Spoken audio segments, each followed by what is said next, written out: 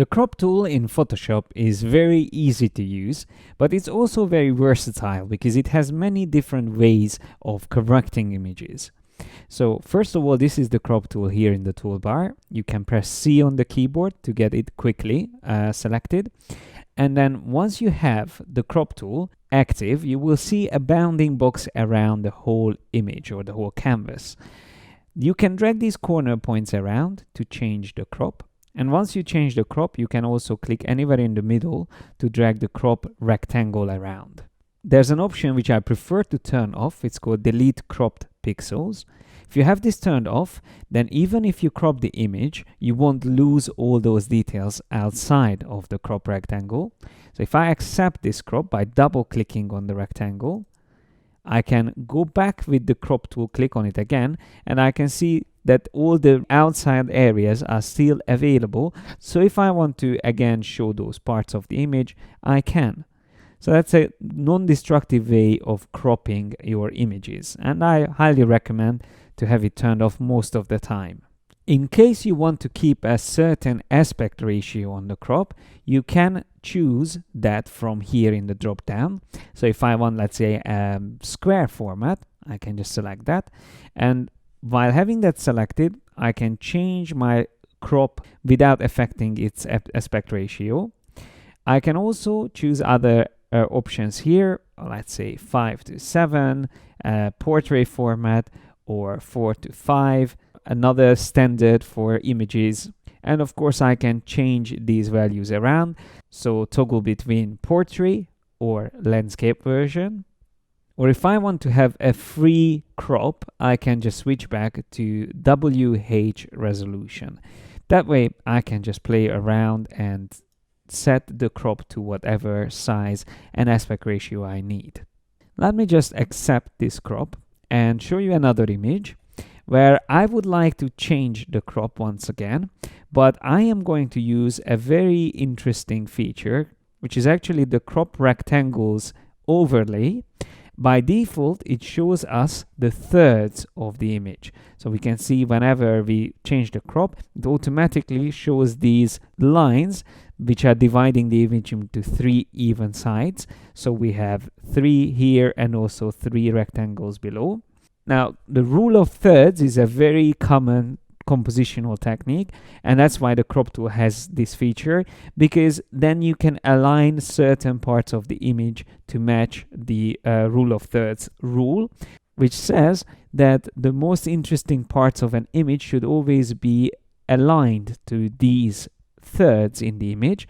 So instead of having the balloon in the middle, I can also decide to have it slightly on the left edge, or maybe closer to the right edge of the frame. And you see what I'm doing, that I'm using the one of the horizontal thirds for the horizon, and then I align the balloon on also one of the vertical thirds. So that can work as a different composition, but I'm going to include the mountains in the background, so I prefer to have the balloon here on the left side.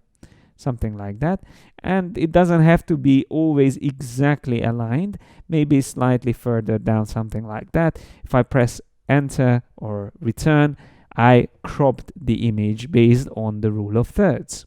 Of course, if you prefer different overlays, you can choose different ones as well. So this is where you can change from rule of thirds to grid or triangle or golden spiral, golden ratio.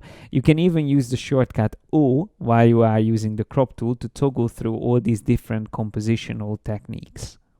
Now let me show you another example, because the crop tool can actually be used not only to reduce the canvas area, but also to increase it.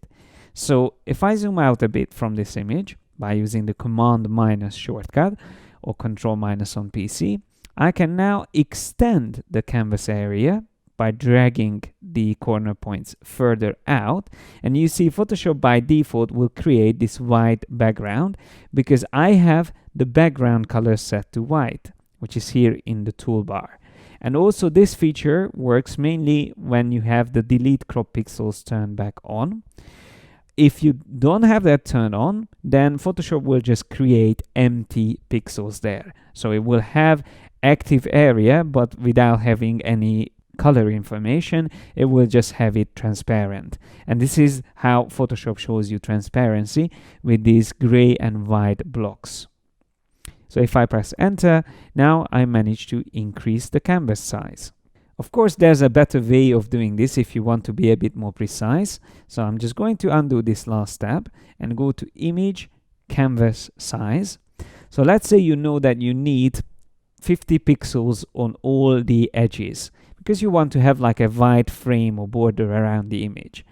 Instead of using the original pixel size, I'm going to turn on Relative. That way I can type in 100 and 100 for both the width and height. And if the anchor is set in the middle, that means the image will grow in every direction with the same amount. So it will split these numbers between left and right and top and bottom. So it will increase 50, 50, 50, 50. And the extension color I can choose, let's say I want it white. So now if I click OK, you will see that's a nice 50 pixel stroke around the original image. And let me just show you, if I wanted to have a little bit more space at the bottom, I can go back and say canvas size. But instead of extending in all directions, I only want to extend to the bottom edge. And if I add for the height, let's say 200 pixels, that will be added only at the bottom. And we created a Polaroid effect very quickly, just by using the canvas size option. You can also use the crop tool to straighten images. Let me show you that in this example. Well, there's a lot of problems with this image. Not only the photograph itself is not straight, but also this water tower needs some straightening. That is something also you can do in Photoshop. You can retouch the tower and straighten it. But for now, all I want is to straighten the actual photograph. So all you need is the crop tool. And then here on the options bar, you have the straighten tool, which once you select, you can then define the horizon by click and dragging over it. You don't have to cover the whole horizon. It's enough if you just cover a part of it. So anything that you know is supposed to be straight, you can draw a line over it. And once you let go, it will straighten. And obviously, it will rotate the whole image and automatically crop it to make sure that you see everything within the image and you won't have any transparent pixels. So if I press return, there's my updated image. So this was before and this is after. I'm just pressing my custom shortcuts F1 and F2 to go back and forth, but you can also use Command Z to step back one step at a time. So Command Z will go back one step and one step forward, back and forth, back and forth. And of course, if I would use the straighten tool on the tower itself, so I could use maybe this long vertical pole in the middle as a reference point, then Photoshop would be able to straighten that point of the image.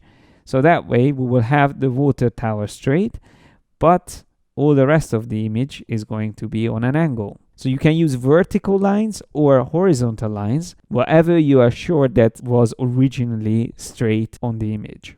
Let me switch back to the other image we had and show you an alternative version of the crop tool called Perspective Crop Tool, with which you can select an area, let's say this window frame we want to use, but without all the surrounding details. So instead of using the normal crop tool and trying to crop that out of the image, you will find that hard because it's on an angle and it's in perspective as well.